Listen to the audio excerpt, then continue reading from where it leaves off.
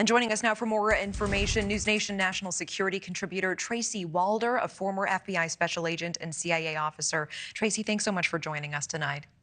Thank you for having me, Natasha. And Tracy, this is such a tragic scene and story. We know so far 7 officers and first responders reportedly have been shot and killed in the line of duty across the U.S. so far this year, and the year is young.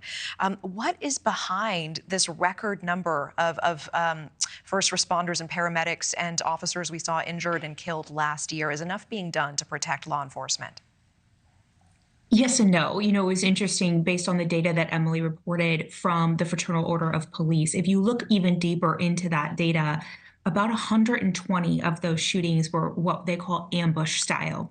And that to me really, in my opinion, says a lot about where we are, because those are individuals that were laying in wait and either luring police officers there or had the intent, if you will, to kill police officers. This wasn't as the result of something else that a police officer was responding to.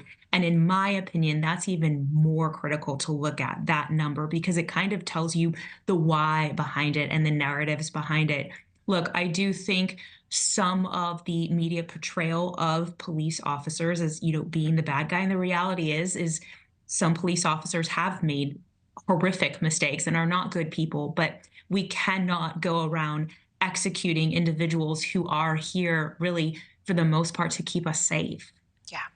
We know cities like New York are struggling with the surge in officer injuries as well. The NYPD reporting nearly 5,400 injuries last year. That's a 13% jump compared with 2022. What do you think is behind that spike there, and what should New York look at doing? So the interesting thing about New York is some of that is because of bail reform. So really what they've done is there's now no bail.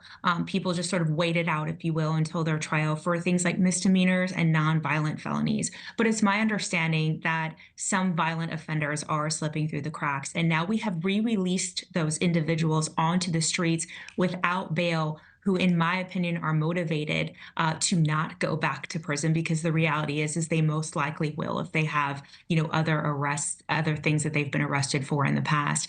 And I think at that point really is when violence escalates, if you will. There's the Protect and Serve Act right now that's sort of making its way across Congress.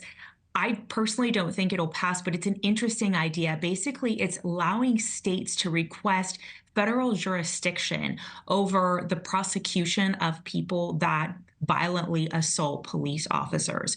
And that would come with much stiffer prison sentences. So I think it's an interesting thing to look at. I'm not sure legality-wise if it will pass, but I think it's an interesting way to tackle this problem. Yeah, I appreciate you bringing that up. And I do want to ask, on a macro level, how has the job of law enforcement changed over the years? And how does this interface with the recruitment problem that so many cities and towns are facing right now? I think it's changed on obviously a local, a state, and a federal level, because even when I first started with the FBI, there wasn't too much negative really associated with being a member of law enforcement. It was a very prideful job to have. And I think really in the last 5 years or so, that's really, really changed when some negative behaviors have really come under the microscope. And as I said, there's no perfect profession, that's completely absolved of anybody doing anything wrong. But really, there's been a lot of questioning around police officers, and then that creates mistrust within these communities. All right.